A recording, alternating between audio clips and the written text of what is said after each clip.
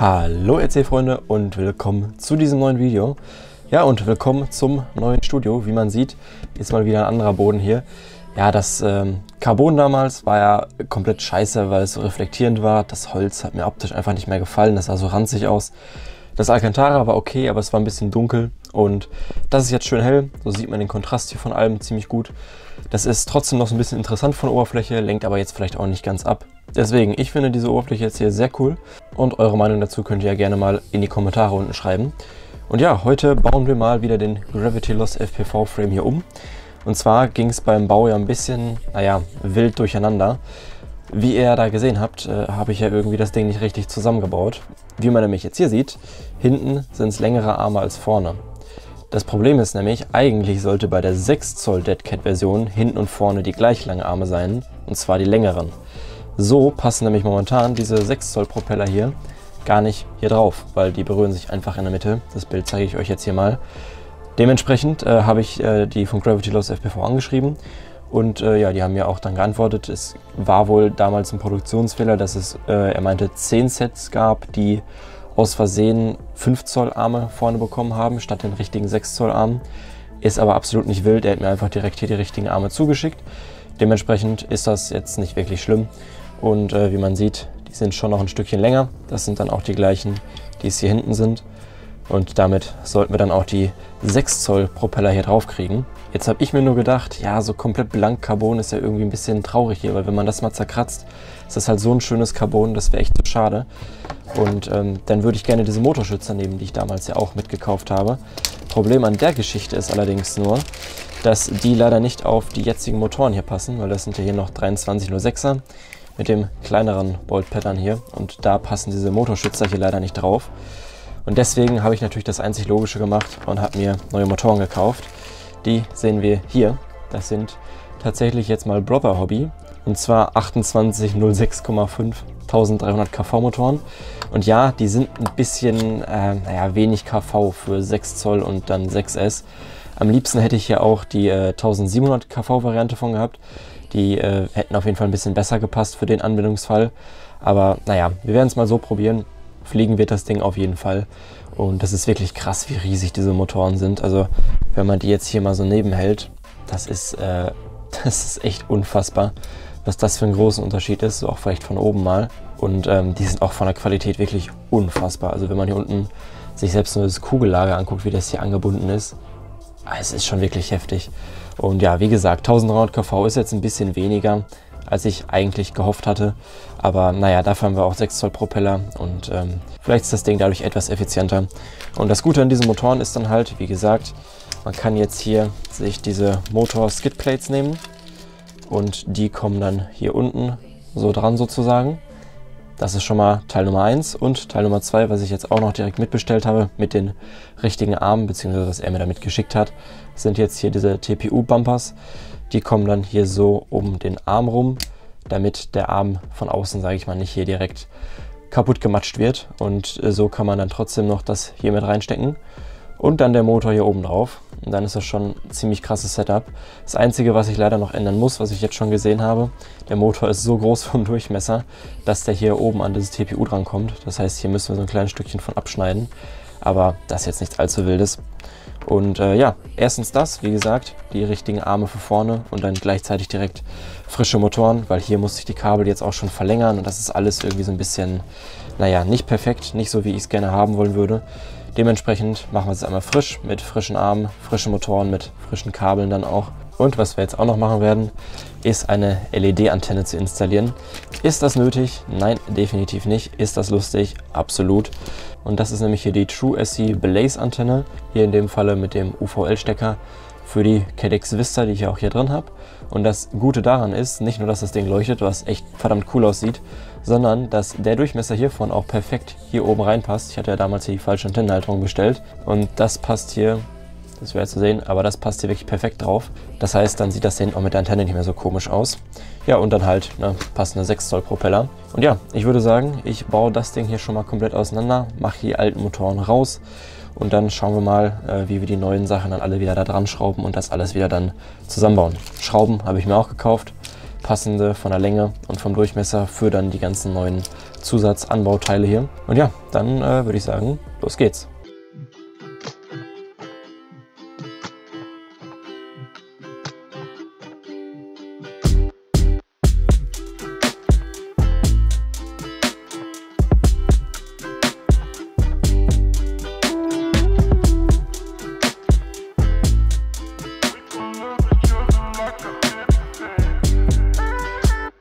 Okay, ich habe jetzt schon mal einiges an Fortschritt hier gemacht, wie man vielleicht sieht.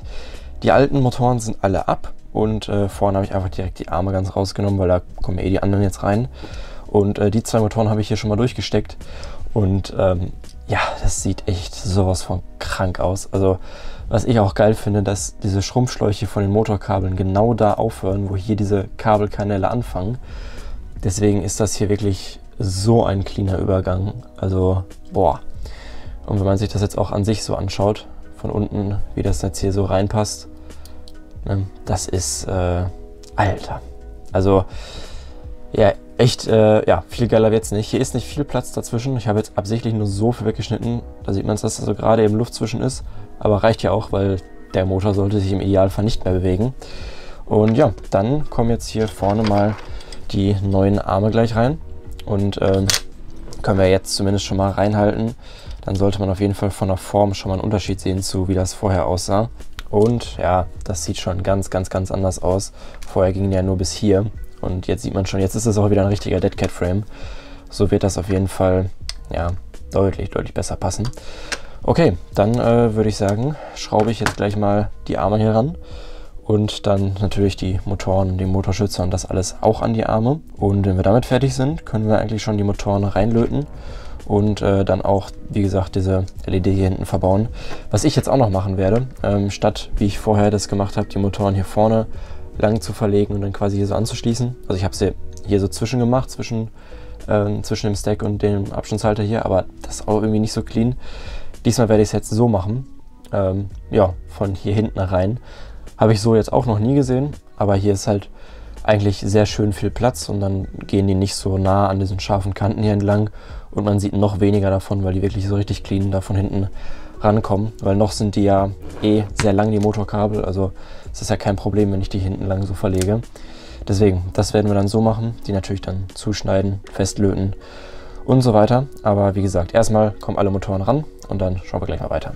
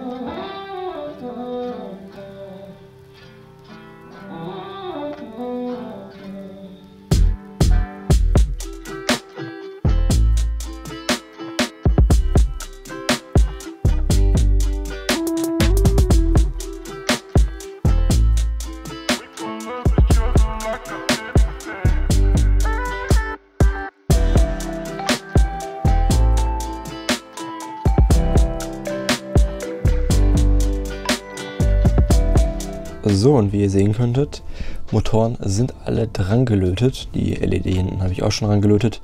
Das Coole daran ist halt, dass man wirklich nur 5 Volt anlöten muss, weil die Erdung kriegt er halt schon durch den Antennenanschluss. Und ja, also das mit den Motoren ist auf jeden Fall ziemlich gut geworden, würde ich sagen. Das sieht echt verdammt clean aus, passt auch gut. Und wie gesagt, hier hinten so hier durchgeleitet. Deswegen ist jetzt hier leider nicht ganz symmetrisch, weil hier sind halt die Stromkabel. Hier habe ich auch noch eine ganz kleine Sache verändert. Und zwar habe ich von diesem Standoff hier im Endeffekt, weiß nicht, wie gut man das jetzt sehen kann. Ja doch, sieht man. Habe ich so ein bisschen hier die Ecke so weggeschliffen. Eben weil da jetzt die Motorkabel unten sind und dadurch die Stromkabel hier schon noch sehr weit nach außen gedrückt werden, so quasi von selbst. Deswegen, wenn man das jetzt hier drauf steckt, passt das und dann sind die nicht an der scharfen Kante so eng dran. Das ist auf jeden Fall deutlich angenehmer so. Und ja, dann würde ich sagen, können wir eigentlich auch schon den FC hier drauf stecken wieder. Das ist ja jetzt alles relativ easy, was wir jetzt noch machen müssen. Dann natürlich hier wieder den Stecker zwischen ESC und FC reinstecken. Sehr cool. So, das ist hier alles schön flach verlegt. GPS kommt dann genauso wieder hier unten dran. Da muss ich mir vielleicht auch nochmal eine andere Haltung für drücken. Vielleicht irgendwie hier hinten mit dran oder so. Genauso wie für die Crossfire-Antennen. Da weiß ich ehrlich gesagt noch nicht ganz, wo ich die jetzt final unterbringen soll. Eigentlich ist hier hinten ja eine Halterung dafür, wie man jetzt hier sieht. Das ist hier für Crossfire so gedacht. Problem ist ja nur, dass ich hier den Diversity-Empfänger habe. Das heißt, ich habe 2 Immortality-Antennen. Dementsprechend werde ich den jetzt erstmal, genauso wie er auch vorher war, hier unten reinstopfen. Und dann muss ich nochmal schauen, wo ich die Antennen dann wirklich unterbringe. Aber so ist es eigentlich ziemlich clean. Also wenn der jetzt so da drin ist, so, das ist auf jeden Fall schon ganz gut. Nur die Antennen, wie gesagt, die müssen irgendwo anders hin. Ich kann ja hier nochmal die vielleicht hier unter dem Kabel verlaufen lassen. Das ist, glaube ich, etwas sinnvoller. Okay, dann können wir jetzt auch schon die 4 Muttern hier drauf schrauben. Und ich muss schon echt sagen, das Ding sieht echt krass aus. Also das ist jetzt wirklich so einmal, wo ich jetzt echt zufrieden bin, wo ich jetzt wirklich alles einmal vernünftig gemacht habe. Hier sind jetzt keine irgendwie so schlecht verlängerten Kabel oder keine Lötstellen, wo ich mir so denke, ob das auf Dauer hält oder... Das ist wirklich jetzt alles einfach mal so richtig vernünftig, so richtig gut gemacht. Und das ist echt, ist ein geiles Gefühl, einmal so ein Koppler zu haben, wo wirklich alles einfach einwandfrei ist. Das ist wirklich super. So, die Mutter mache ich gleich nochmal in Ruhe fest. Aber ich meine, ist natürlich schon trotzdem ein ziemlicher Kabelsalat da drin, weil jetzt auch einiges wieder angeschlossen ist, ne? Aber etwas cleaner könnte man das noch machen. Vor allem mit diesen ganz krassen neuen FCs, die halt einfach nur Steckverbindung haben, so. Damit könnte man das noch deutlich cleaner aussehen lassen. Und die wären auch noch mal ein Stück teurer als der jetzt hier. Aber ja, das ist schon so, würde ich sagen, das Sinnvollste, was noch teuer ist. Sagen wir mal so, alles darüber ist dann, naja, vielleicht einfach nicht viel besser mehr. So, und dann können wir hier auch schon mal das GPS-Modul reinstecken. Wie gesagt, das muss ich auch noch mal irgendwie vernünftig platzieren, aber können das jetzt erstmal wieder so da dran machen. Die Antennen, wie gesagt, absolut keine Ahnung, wo die jetzt hinkommen können. Ey, und was ich jetzt hieran auch so geil finde, ist dann halt, dass hier unten jetzt auch überall die gleichen und vernünftige Schrauben drin sind. Dass ich sogar hier für die Vista jetzt auch vernünftige Schrauben habe mit Muttern. Also die bewegt sich jetzt hier auch nicht weg. Die Antenne, wie man hier sieht, passt hier wirklich Arsch auf einmal perfekt rein. Das ist schon echt richtig, richtig geil so. So, und dann machen wir nochmal kurz hier ein kleines Stückchen doppelseitiges Klebeband fürs GPS-Modul dran. So, und dann können wir das ja auch schon ein bisschen mittig vielleicht nach Möglichkeit drauf platzieren. Ja, ich meine, so würde das jetzt halten im Fliegen, aber ich mache da lieber nochmal immer einen Kabelbinder drum. Ja, und das kann auf jeden Fall auch besser sitzen, jetzt so wie die Kabel hier verlegt sind. Okay, und ja, damit können wir jetzt eigentlich schon die Topplatte hier wieder drauf machen. Dann, so, ein Kabel vielleicht hinten rein. Und bumm, das passt wirklich sehr gut. Ich habe jetzt mittlerweile auch hier dieses Ethics Prop Tool mir gekauft. Ist tatsächlich relativ hilfreich, nicht immer das richtige Werkzeug so rauszuholen, sondern das auch hiermit mal so zu machen. Ist halt klein, kompakt, so für unterwegs. Und die Sechskantschlüssel hier dran, die haben auch echt eine verdammt gute Qualität, also das muss man wirklich sagen. Da gibt es halt auch Unterschiede. Ne? Einige sind halt nach 10-mal benutzen schon halb rund gedreht, aber die sind wirklich sehr, sehr, sehr gut. Aber ist natürlich auch ziemlich teuer, das Teil. Also ob einem das jetzt das wert ist, muss man wissen. Aber naja, hat sich jetzt für mich auf jeden Fall gelohnt, ab und zu mal hier so diese kleineren Sachen damit so dran zu schrauben. Ist auf jeden Fall ganz nice. So, und jetzt hier mit ein bisschen mehr Abstand, dann müssen wir natürlich hier so einen richtigen Schraubendreher nehmen. Dann kommen wir auch deutlich leichter ran. Das muss auch nicht allzu fest sein, das ist eh nur in TPU. Okay, und damit ist das Ganze erstmal vollendet. Und es sieht schon wirklich sehr, sehr, sehr krass aus. Ich muss auch nach wie vor sagen, dass ich mit der Qualität des Frames echt zufrieden bin. Ist jetzt nicht so ein DJI-Produkt, was man einfach auspackt und das funktioniert direkt, ohne dass man drüber nachdenken muss. Also es ist trotzdem immer noch ein Custom-Frame, in dem man halt schon irgendwie auch noch ein bisschen die Komponenten sinnvoll platzieren muss. Und vielleicht auch mal gucken muss, jetzt zum Beispiel die Antenne hier, das Röhrchen, das Plastikröhrchen etwas zu lang, habe ich ein bisschen was von dem Plastikröhrchen abgeschnitten, jetzt passt das hier perfekt rein. Da muss man halt solche kleinen Sachen, ne? Aber das hat man ja immer bei den Frames. Und die Qualität ist wirklich, ja, unfassbar. Und hier unten der Name da dran ist auch geil. Die Klebereste muss ich gleich noch wegmachen. Das mache ich aber mit Alkohol. Und ja, die Arme hier, also, boah, ich weiß nicht, ob es viel geiler aussehen kann. Das sieht schon echt richtig geil aus. Also nicht nur die Motoren selbst, sondern auch einfach, wie diese Aluschützer und die TPU-Schützer drumherum sind. Und dass man hier oben eigentlich nichts von den Kabeln sieht, sondern dass das direkt in den Carbon-Kabelkanal hier reingeht. Boah, das sieht schon echt ultra krass aus. So, ich würde sagen, als letzten Schritt können wir mal zelebrierend hier die Propeller drauf machen. Vorher habe ich das Ding ja immer nur mit den 5 Zoll Propellern geflogen, weil es im Endeffekt der 5 Zoll Dead Cat Frame war. Und ja, jetzt haben wir hier den richtigen 6 Zoll. Und dazu vielleicht auch nochmal kurz, also ich finde es absolut nicht schlimm, dass das jetzt da quasi vertauscht wurde. Er meinte, es waren nur 10 Sets, wo das halt, wie gesagt, irgendwie verwechselt wurde und dann halt aus Versehen die falschen dran gelandet sind. Und sowas finde ich immer nicht schlimm, solange man das Problem behebt, was ja hier auch absolut geschehen ist, würde ich behaupten, finde ich sowas absolut nicht fatal. Vor allen Dingen, wenn ihr jetzt ein Frame bestellen solltet, dann ist das ja eh schon längst geklärt. Also ja, dementsprechend ist das nicht schlimm.